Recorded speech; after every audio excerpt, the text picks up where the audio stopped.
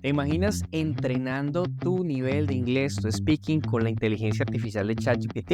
I can play guitar because That's I awesome. am and rock What guitar instrument star. do you play? And do you have a favorite genre of music to play?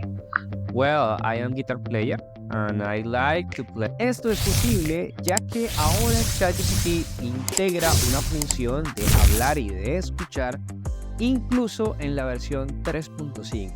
Hola, bienvenido a un video más de Tendencia 20. Vamos a ver cómo se usa esta nueva opción que te da ChatGPT. Realmente es muy sencillo. Vamos a abrir nuestro ChatGPT y ahora vas a encontrar un icono de audífonos. Vamos a seleccionarlo. Nos va a hablar acerca de esta nueva opción. Vamos a darle continuar y a continuación nos va a mostrar 5 modelos de voces. Vamos a escoger alguno de ellos. Hi there. I just want to share how thrilled I am to work with you and Hey, it's great to meet you.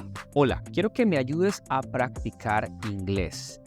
Me gustaría que asumieras el rol de profesor y que pudieras hablar conmigo en inglés acerca de diferentes temas. Well, I want to speak with you about Colombian food. What do you think about Colombian food?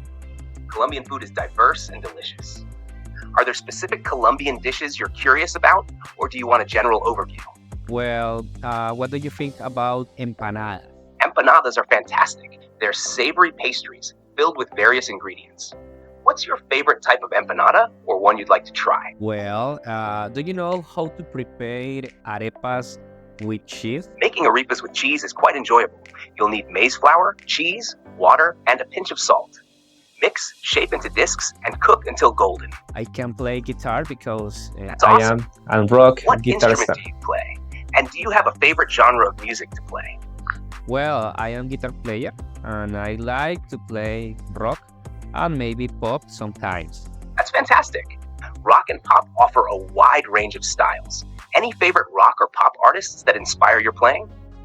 Maybe Oasis. Como ves, puedes usar ChatGPT para aprender inglés, para practicar hablando acerca de cocina, para practicar hablando de tecnología, de música y de mucho más. Si te interesa saber más sobre esto, te invito a que te suscribas a este canal, Tendencia 20, y a que me sigas en mis redes sociales. Hasta luego.